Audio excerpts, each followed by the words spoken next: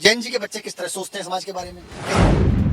और नंबर 2, विश्वविद्यालय में भ्रष्टाचार और विश्वविद्यालयों में किस तरह पॉलिटिकल इंटरफेरेंस बढ़ गया है। देखिए, विश्वविद्यालयों में भ्रष्टाचार आजकल चर्चा का विषय है। गली गली में शो चर्चा इस बात की है कि उत्तर प्रदेश में कुलपति की नियुक्तियों में कुछ तो गड़बड़ है। क्या कारण है कि एक आदमी 2 बार टर्म पा रहा है और लगातार वही कुलपति बनता जा रहा है। चर्चाएं ये भी हैं कि दिल्ली में कुछ बड़े शहरों में ऐसे फाइनेंसर बैठे हुए हैं जो कुलपति को फाइनेंस करते हैं। विद्यालयों में टीचर्स जो हैं उनका ज्यादातर समय इस काम में लगा हुआ है कि कुलपति को कैसे पसंद किया जाए। विश्वविद्यालयों महाविद्यालयों में इंफ्रास्ट्रक्चर नहीं है, पहली बात तो रह गया है। पूरी पुस्तकें बच्चे पढ़ते नहीं है, टेक्स्ट बुक नहीं पढ़ते हैं। उससे जो वार्ता का स्तर है वो बौद्धिक स्तर काफी कमजोर है। जब तक आपका वार्ता का स्तर अच्छा नहीं होगा तब तक आप टेक्स्ट बुक नहीं पढ़ेंगे। बहुत बड़ी संख्या में जैन जी के बच्चे को ध्यान देने की आवश्यकता है और प्रत्येक बड़े से बड़ा पद इस जैन जी का इंतजार कर रहा है। आवश्यकता इस बात की है कि हमारे टीचर्स, हमारे नीति नियंता इन जैन जी के बच्चों की ऊर्जा का सदुपयोग करें। ये उपन्यास मेरे अनुभवों पर आधारित है और ये एक विश्वविद्यालय को काल्पनिक पात्र बनाकर कहानी लिखी गई है। तो मैंने बताने का प्रयास किया है कि खाली ये विश्वविद्यालय नहीं है, अनेक विश्वविद्यालय में ऐसा हो रहा है। विश्वविद्यालयों में टीचर्स जो है उनका ज्यादातर समय इस काम में लगा हुआ है कि कुलपति को कैसे पसंद किया जाए और कुलपति इस काम में लगे पड़े हैं कुलाधिपति कैसे पसंद किए जाए। लेखक और साहित्यकारों को इस समाज का आईना कहा जाता है। वो बहुत सारी बातें जो अच्छे चौड़े सीने वाले लोग खुलेआम नहीं कह सकते, वो लेखक और साहित्यकार अपनी कलम से लिख देते हैं और वो इतिहास बन जाता है। उत्तर प्रदेश के मेरठ में एक विश्वविद्यालय है जिसका नाम है चौधरी चरण सिंह विश्वविद्यालय। यहाँ पर डॉक्टर विकास शर्मा अंग्रेजी विभाग में प्रोफेसर हैं और जाने माने साहित्यकार हैं। उनके बहुत सारे जो उपन्यास हैं वो लोगों ने पढ़े हैं, देश विदेश में पढ़े जाते हैं। हाल ही में फिलीपींस से उनका एक उपन्यास छपा है और ये मेरे हाथ में है। इसका नाम है ऑल हर फायर्स। ये उपन्यास बहुत सारी चीज़ों को अपने आप में समेटे हुए है। ख़ास करके यूनिवर्सिटीज़ में किस तरह की राजनीति होती है, कैसे वहाँ पर आजकल पढ़ाई का माहौल चल रहा है, कैसे नए जनरेशन के बच्चे वहाँ तैयार हो रहे हैं और कैसे जो सरकारें हैं, जो राजनीतिक दल हैं और बहुत सारे ऐसे ऑर्गेनाइजेशन जो सरकारों से जुड़े हुए हैं, वो विश्वविद्यालय प्रांगण में अपना हस्तक्षेप रखते हैं। इन सभी मुद्दों को समेटे हुए ये उपन्यास है और आजकल बहुत चर्चित है। मेरे साथ खुद डॉक्टर विकास शर्मा हैं। डॉक्टर साहब, बहुत बहुत स्वागत है आपका भारत समाचार पर। ये जो उपन्यास है ऑल हर फायर्स, इसके बारे में पहले तो हम आपसे जानना चाहेंगे कि ऐसी क्या चीज़ें हैं जिसके बाद ये उपन्यास जैसे ही लोगों के हाथ में आया और चर्चा का विषय बन गया। देखिए, ये उपन्यास ऑल हर फायर्स नए वर्ष पर प्रकाशित हुआ है। आपने बताया फिलीपींस से प्रकाशित हुआ है। इसमें 5 विषयों पर मैंने लिखा है, 5 थीम है। पहली थीम जैन जी की लाइफ स्टाइल, जैन जी के बच्चे किस तरह सोचते हैं समाज के बारे में, कैसी लाइफ स्टाइल है, कैसे इंग्लिश बोलते हैं, क्या ईटिंग हैबिट्स है। और नंबर 2, विश्वविद्यालय में भ्रष्टाचार, खासकर उत्तर प्रदेश के विश्वविद्यालयों में विशेष रूप से, और एकेडमिक करप्शन जो फैला हुआ है पूरे देश में, और विश्वविद्यालयों में किस तरह पॉलिटिकल इंटरफेरेंस बढ़ गया है, पॉलिटिकल लीडर्स की एंट्री बढ़ गई है। साहित्यकारों, विद्वानों, लेखकों, वैज्ञानिकों से छाए जाने वाले विश्वविद्यालय अब नेताओं से छाए रहते हैं। प्रोफेसर्स और कुलपति उनके सम्मान करते हैं, उन्हें बुके देते हैं, शॉल उड़ाते हैं, उनके कार्यक्रम होते हैं। और एक इसमें थीम है NEP 2020, जिसके कारण हमारे टीचर्स ओवरबर्डन्ड हो गए हैं और मुझे लगता है कि टीचर्स पढ़ाने की बजाय बाबू बनकर रह गए हैं। NEP आई थी, अच्छी थी, उसमें रीजनल लैंग्वेज की बात की गई थी, उसमें शिक्षा के अच्छे उन्नयन की बात की गई थी, लेकिन मुझे लगता है उसके क्रियान्वयन में कहीं ना कहीं दोष ज़रूर है कि लगभग हर विश्वविद्यालय में, हर महाविद्यालय में टीचर्स पर पढ़ाने का समय तो है नहीं, सिर्फ वो कागजी कामों में लगे रहते हैं, जबकि इनका काम कागजी काम नहीं था, ये काम बाबुओं का था। पढ़ाना लिखाना बंद हो गया है। और अंतिम थीम इस नोवेल की है चाइल्ड एब्यूज़। इनको समेटे ये उपन्यास मैंने लिखा है और जो पाठकों के समर्पित है। मैं जैन जी पर भी बात करूंगा, लेकिन उससे पहले आपने एक बड़ा गर्मा गर्म मुद्दा जो इस समय पूरे देश में छाया हुआ है, जिसकी बात सड़क से लेकर संसद तक हुई है, यूनिवर्सिटीज़ में भ्रष्टाचार, उसको थोड़ा समझना चाहेंगे। और मुझे तो यहाँ तक पता लगा है कि जो माहौल आप अपनी आँखों से अपने विश्वविद्यालय में देखते हैं, उन्हीं सबको कलम से उकेर दिया है आप। देखिए, विश्वविद्यालयों में भ्रष्टाचार आजकल चर्चा का विषय है। साक्ष्य उसके ज़्यादा नहीं है लोगों के पास। लेकिन जिस तरह मैं देखता हूँ मेरे विश्वविद्यालय में विश्वविद्यालय के छात्र नेता लगातार हमारी कुलपति पर भ्रष्टाचार के आरोप लगा रहे हैं और ऐसे शब्दों का प्रयोग कर रहे हैं जो मैं चैनल से नहीं बोल सकता। लेकिन कुलपति उनके खिलाफ कोई केस दायर नहीं करती, कोई डिफेमेशन नहीं करती।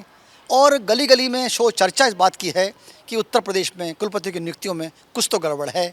क्या कारण है कि एक आदमी 2 बार टर्म पा रहा है और लगातार वही कुलपति बनता जा रहा है। और चर्चाएँ ये भी हैं कि दिल्ली में कुछ बड़े शहरों में ऐसे फाइनेंसर बैठे हुए हैं जो कुलपति को फाइनेंस करते हैं, कुलपति बनकर आते हैं, फिर भ्रष्टाचार करते हैं। और पहले भी रहा है कुलपतियों की नियुक्तियों में, लेकिन अब कुछ ज़्यादा हो गया है। आवश्यकता इस बात की है कि सरकार में बैठे लोग इस बात का ध्यान दें कि इससे सरकार की इमेज खराब हो रही है। और मैं विशेष रूप से बार बार कहता हूं कि आरएसएस के लोग इस पर ध्यान दें कि उनके संगठन का नाम भी बदनाम हो रहा है, क्योंकि उनकी भाजपा उनसे चलने वाली पार्टी है, उनकी विचारधारा की पार्टी है। पता नहीं केंद्र में बैठे लोग क्यों नहीं देख पा रहे हैं कि उत्तर प्रदेश में क्या हो रहा है। कुछ तो गड़बड़ है जो सब लोग लगातार बोल रहे हैं। आपने आरएसएस का नाम लिया, आपने बीजेपी का नाम लिया, कुलपति के भ्रष्टाचार की बात कही। अभी कुछ दिन पहले कम से कम 2 या 3 बार कुलपति के भ्रष्टाचार को लेकर यूनिवर्सिटी के आसपास ही बड़े बड़े पोस्टर लगे थे। उनमें बहुत सारी तथ्यात्मक चीज़ें थी। बात आपकी सही है कि मुकदमा तो दर्ज कराया गया, वो भी मीडिया रिपोर्ट्स आने के बाद, लेकिन डिफेमेशन का सूट फाइल नहीं हुआ।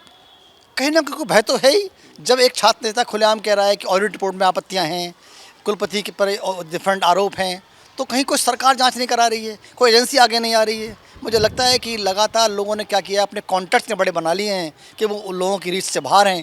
इसलिए जब लोग जाएंगे, जिन लोगों के भरोसे वो जिंदा हैं, तो बाद में बातें खुलेंगी। क्योंकि ये जो गलत बात होती है वो लास्ट में खुलती तो है, कोई ना कोई दिन तो आएगा, बातें खुलेंगी। कुछ बात तो है। क्या कारण है कि विश्वविद्यालय के कुलपति के चैम्बर में लड़के घुसकर गुंडागर्दी करते हैं, बांग्लादेश बना देते हैं और कुलपति उनकी अज्ञात रिपोर्ट हो जाती है, वीडियो में पहचाने जाते हैं, लेकिन उनको कार्रवाई नहीं होती। और जो छात्र नेता सही बात कहते हैं उन पर केस दायर होते हैं। क्या कारण है कि कुलपति से मिलना चाहते हैं, गवर्नर से लोग मिलना चाहते हैं, कुछ छात्र नेता उन्हें मिलने नहीं दिया जाता। इन सब पर विचार तो करना ही होगा। मैं ये नहीं कह रहा कोई कुलपति भ्रष्ट है, और मेरे पास साक्ष्य नहीं है और ना मेरा एक काम है। मैं कोई आरटी एक्टिविस्ट नहीं हूँ, मैं कोई छात्र नेता नहीं हूँ, मैं एक राइटर हूँ, मैं लेखक हूँ। लेकिन मैंने अपने उपन्यास में उत्तर प्रदेश और उससे बाहर भी अनेक विश्वविद्यालयों के कुलपतियों की आर्थिक अनियमितताएँ उनको इंगित किया है। तो आवश्यकता इस बात की है कि सरकार में बैठे लोग इस पर ध्यान दें, कहीं देर ना हो जाए, मुझे भय है। आप इस बात से तो आपने हाथ पीछे खींच लिया ये कहते हुए कि कुलपति भ्रष्ट है, मेरे पास कोई सबूत नहीं है। लेकिन हमारे यहाँ चौधरी चरण सिंह विश्वविद्यालय में जो कुलपति हैं उनको लेकर, उनके अधिकारियों को लेकर एक याचिका भी हाई कोर्ट में दाखिल हुई थी। हाँ, एक याचिका दाखिल हुई थी। पता नहीं वो याचिका कहाँ चली गई, कैसे उसको डिसेप्टर कर दिया गया, ये भी चिंता का विषय है, शोध का विषय।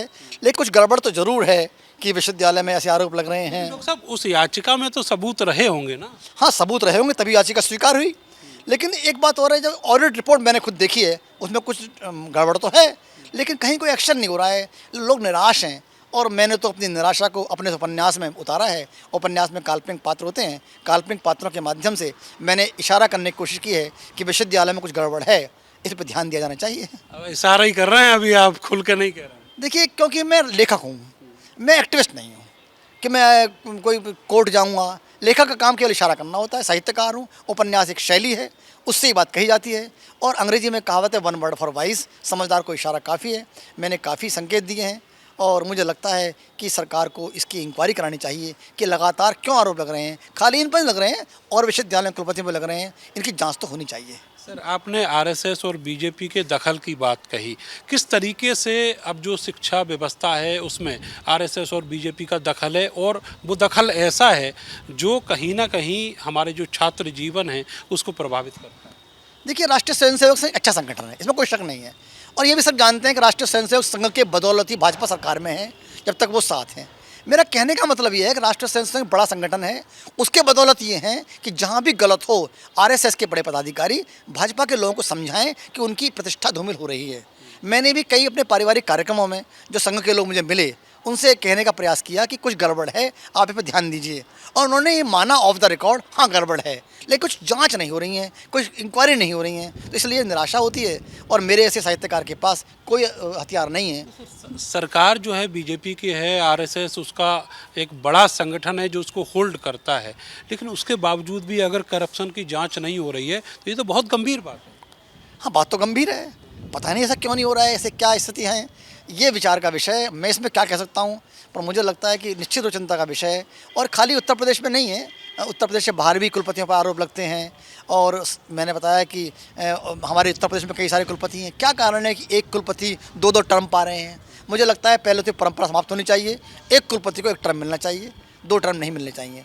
ऐसा लगता है कि सेटिंग जो हो गई है वो कुछ सेलेक्टेड लोगों से हो गई है, और ताकि बात ज़्यादा ना फैले, ज़्यादा साक्ष्य इकट्ठे ना हों, तो कम ही लोग उस सेटिंग में आएँ, ऐसा कुछ लगता है। इसलिए बार बार वही रिपीट होते हैं कुलपति। नई शिक्षा नीति जो बीजेपी की गवर्नमेंट पिछले 2020 में लेकर आई, उसको लेकर भी आपने इस उपन्यास में सवाल खड़े किए हैं। क्या उनमें खामियां आपको दिखती हैं? देखिए, नई शिक्षा नीति आई थी, बहुत अच्छी थी। मैंने भी अपने पुराने इंट्रो में कहा था अच्छी नीति है। रीजनल लैंग्वेज की बात कही गई थी, मातृभाषा के प्रचार की बात कही गई थी, इंडियन नॉलेज सिस्टम की बात कही गई थी।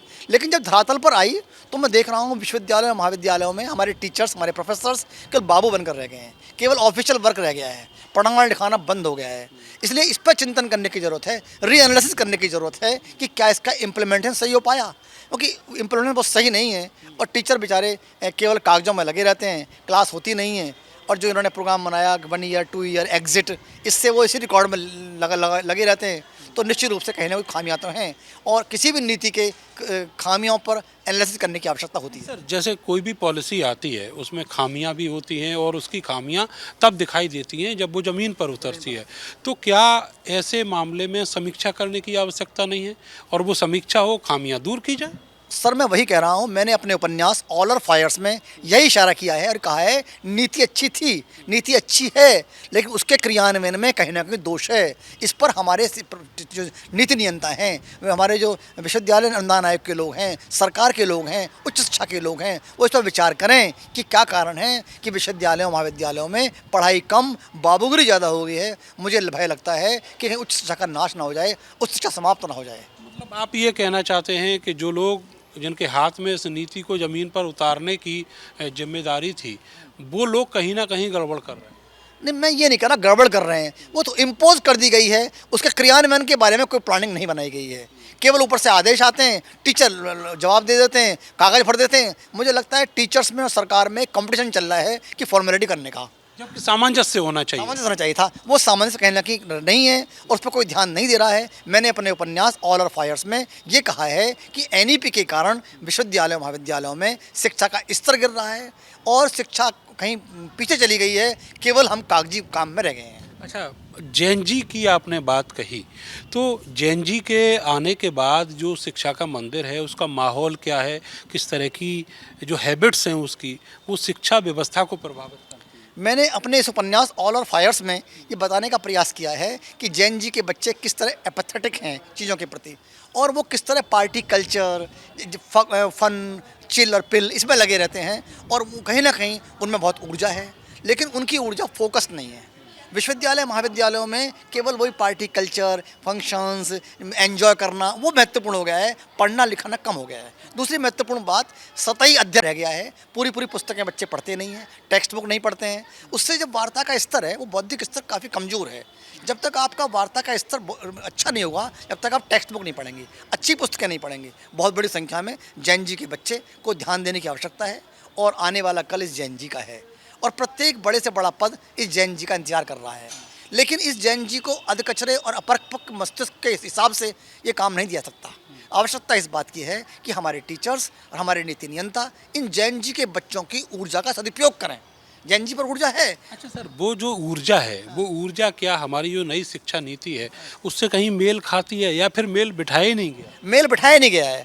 एक बच्चे को कह दिया गया है कि ये स्किल कोर्स भी लोगे, ये वाला कोर्स भी लोगे। विश्वविद्यालयों महाविद्यालयों में इंफ्रास्ट्रक्चर नहीं है, पहली बात तो, टीचर्स भी नहीं हैं, और आपने बहुत सारे कोर्स लागू कर दिए हैं। तो अब सरकार कौन की कहती है उनको नौकरी करनी है टीचर्स को, वो केवल जवाब दे देते हैं, प्रिंसिपल जवाब दे देते हैं, कुलपति जवाब दे देते हैं, वहाँ से लेटर आते हैं, कागज़ चले जाते हैं। सब ये कागजों का आदान प्रदान चल रहा है, वास्तव में कुछ होता नहीं दिख रहा है मुझे। और मुझे लगता है कि उच्च शिक्षा पर ध्यान नहीं दिया गया तो आने वाले समय में उच्च शिक्षा रसातल में चली जाएगी। एक शिक्षाविद होने के नाते, एक लेखक होने के नाते, एक शिक्षक नेता होने के नाते मेरी चिंता जायज़ है। अच्छा, ये बताइए सर कि अभी ये जो बात चल रही हैं इसमें बहुत सारे ऐसे डायलॉग्स हैं जो मैंने पढ़े, बहुत सारी ऐसी घटनाएं हैं जो मैंने पढ़ी, जो मेरठ में रिपोर्टिंग करते हुए मैंने यूनिवर्सिटी में कवर की हैं, और उनको लेकर आपने काफ़ी सारे सवाल भी खड़े किए हैं और उनको जैसी वो हुई थी वैसा इनमें दिखाने की कोशिश की है। तो क्या माने हैं, आपका कोई पर्सनल है जो यूनिवर्सिटी की बीसी हैं उनसे, और क्या ये पूरा उपन्यास उन्हीं को समर्पित है? नहीं, मेरा अपने माननीय कुलपति से कोई पर्सनल विवाद नहीं है और ना उपन्यास उनको समर्पित है और मैं उपन्यास समर्पित किसी व्यक्ति को क्यों करूं। ये उपन्यास मेरे अनुभवों पर आधारित है और ये एक विश्वविद्यालय को काल्पनिक पात्र बनाकर कहानी लिखी गई है और उपन्यासकार और लेखक कभी इतिहासकार नहीं होते, वो साहित्यकार होते हैं। तो मैंने बताने का प्रयास किया है कि खाली ये विश्वविद्यालय नहीं है, अनेक विश्वविद्यालयों में सब हो रहा है। विश्वविद्यालयों में टीचर्स जो हैं उनका ज़्यादातर समय इस काम में लगा हुआ है कि कुलपति को कैसे प्रसन्न किया जाए और कुलपति इस काम में लगे पड़े हैं कुलाधिपति कैसे प्रसन्न किए जाएं और राजनेताओं का इंटरव्यू बढ़ गया है। और ये विश्वविद्यालय कभी साइंटिस्ट, साहित्यकार, लेखकों से समृद्ध रहा करते थे। अब विश्वविद्यालयों के कार्यक्रम में विधायक आते हैं। आपने कहा नेताओं का इंटरफेरेंस बढ़ गया है, वो कैसे? वो कैसे, आप देखिए विश्वविद्यालय के कार्यक्रमों में ज़्यादातर आपको एमपी एमएलए मिलते हैं, मंत्री मिलते हैं। जब मैं विश्वविद्यालय का विद्यार्थी था, इसी मेरठ विश्वविद्यालय का, यहाँ लेखक आते थे, साहित्यकार आते थे, वैज्ञानिक आते थे। अब पॉलिटिकल पार्टी के कार्यक्रम होते हैं, कभी भीम आर्मी के लोग मंच पर बैठे होते हैं, कभी किसी और दल के लोग बैठे होते हैं और कॉलेज विश्वविद्यालय के टैबलेट वितरण में भी विधायक और मंत्री और एमएलए बैठे होते हैं, एमपी। ये कोई विश्वविद्यालय शोभा नहीं देता कि हमारे टीचर्स विधायक और मंत्रियों के को माला डालें या बुके दें। ये मेरे से स्वाभिमानी आदमी के लिए एक सवाल मैं भी यहाँ पर खड़ा करना चाहूँगा, उसको मैंने अपनी आंखों से देखा और इतने बड़े विश्वविद्यालय में, इतने प्रतिष्ठित विश्वविद्यालय में मुझे वो बड़ा ख़राब लगा। एक शहर का हिस्ट्री सीटर जो जिला बदर भी रहा, बदर अली उसका नाम है, उसको एक पॉलिटिकल पार्टी के आयोजन के लिए वो पूरा ऑडिटोरियम दे दिया गया और वो वहाँ खड़े होकर मुख्यमंत्री और सरकार की गाली दे रहा है। मैंने अपने उपन्यास ऑल फायर्स में इसका भी जिक्र किया है, इस पूरे प्रसंग का। आप उपन्यास अपने पढ़ा है आपने, पर शायद भूल गए हैं उस पेज को, और मैंने जिक्र किया है किस तरह खाली भीम आर्मी क्यों कहते हैं आप, सभी पार्टी के लोग वहाँ आते हैं, ऑडिटोरियम इसी काम में लगा रहता है। और जब कुलपति लेवल के लोग ही विधायकों और मंत्रियों के सम्मान में माइक लेकर खड़े हो जाते हैं, उन्हें माला पहनाते हैं, प्रोफेसर खड़े हो जाते हैं, तो निश्चित रूप से हमें विचार करना होगा कि हमारे चाणक्य के वंशज कहाँ चले गए हैं और ये कहाँ जा रहे हैं। कुछ हज़ार पैसे रुपए के लिए और ऑडिटोरियम किराए पे देना, ये आप कहाँ तक उचित मानते हैं, वो भी यूनिवर्सिटी के अंदर? देखिए यूनिवर्सिटी को उससे रेवेन्यू मिलता है, आमदनी होती है, अच्छी बात है, लेकिन इस बात का ध्यान रखा जाए कि हमारे विश्वविद्यालय राजनीति के गढ़ न बन जाएँ, राजनीति के अड्डे ना बन जाएँ जो बनते जा रहे हैं। मैं किसी पार्टी की बात नहीं कर रहा, सब पार्टी के लोग आते हैं वहाँ और रोज़ गाड़ियाँ घूमती रहती हैं, हूटर शूट बजते रहते हैं और छात्र नेता घूमते रहते हैं और नेता आते हैं। तो विश्वविद्यालय एकेडमिक नहीं रहे हैं जो एकेडमिक होने चाहिए थे। ये ऑटोनॉमी विश्वविद्यालय की स्वायत्ता है, वो कहीं ना कहीं खतरे में है। सर, एक और चीज़ मैं आपसे जानना चाहता हूं कि जैसे जो पहले छात्र संघ के जो चुनाव हुआ करते थे, वहां से नेता निकलते थे, वो ऐसे भी होते थे बहुत बड़ी तादाद में जो अच्छे पढ़े लिखे होते थे और उसी के आधार पर उनको चुना जाता था। क्या वो पूरी परंपरा बंद होने का भी कोई नुकसान इसमें एकेडमिक प्रक्रिया में हुआ? देखिए पिछले 20 वर्षों से एकेडमिक में काफ़ी डिटोरेशन हुआ है। जब शिक्षक चयन में और प्राचार्य के चयन में और कुलपति के चयन में गांधी जी चलने लगे तो निश्चित रूप से छात्र भी ऐसे आएंगे। तो अब जब मैं देखता हूँ विश्वविद्यालय के छात्र नेता एक प्रेस विज्ञप्ति लिख पाते, मेरे कई पत्रकार मित्र उनकी विज्ञप्ति दिखाते हैं, उसमें बर्तने शुद्धि होती है, कहने को वो एलएलबी कर रहे होते हैं, हिंदी में एमए कर रहे होते हैं। निश्चित रूप से बहुत पतन हुआ है। छात्र राजनीति 1975 की याद करिए, जो हमारे देश में नेता पैदा हुए, चंद्रशेखर जैसे नेता पैदा हुए, लालू यादव पैदा हुए, जो 77 के एमरजेंसी को के बाद समग्र क्रांति के समय। अब विश्वविद्यालय में वो लोग नहीं रहे। कुछ विश्वविद्यालय बचे हुए हैं, जेएनयू है, डीयू है, बीएचयू है, एएमयू है, लेकिन राज्य विश्वविद्यालयों की स्थिति बहुत अच्छी नहीं है। यहाँ के छात्र नेताओं का जो बौद्धिक स्तर है वो निश्चित रूप से चिंता का विषय है। उनसे बातचीत करने में लगता ही नहीं है कि वो विश्वविद्यालय में पढ़ रहे हैं। एक और विषय इससे जुड़ा हुआ है चाइल्ड अब्यूज़ का, वो क्या विषय है, उसको किस तरीके से आपने उकेरा? देखिए जब मैं उपन्यास लिख रहा था तो 18 अध्याय लिखने के बाद ये उपन्यास समाप्ति की ओर था। अचानक एक छात्रा मेरे संपर्क में आई और वो उसने अपनी कहानी सुनाई बचपन की कि उसके साथ कैसे उसके फादर के फर्स्ट कज़िन ने रेप किया, उसका शोषण किया, एक्सप्लॉयटेशन किया, और मैंने उस कथा को 19-20 चैप्टर में समाहित किया। इस तरह से उपन्यास में 5 थीम बनी। फर्स्ट जैन जी की life style, university corruption, NEP 2020, artificial intelligence और चाइल्ड अब्यूज़। तो ये उपन्यास 400 पेज का उपन्यास है, उससे अधिक का उपन्यास है। ये सारी थीम कवर करता है, इसलिए ये उपन्यास लोगों को पसंद है। सब अपनी अपनी थीम ढूंढ रहे हैं। जैन जी वाले जैन जी ढूंढ रहे हैं, विश्वविद्यालय के लोग अपना आईना देख रहे हैं कि विश्वविद्यालय में किस तरह चाटुकारिता चल रही है। चाटुकारिता एक विधा बन चुकी है। हाँ हाँ, विधा बन चुकी है।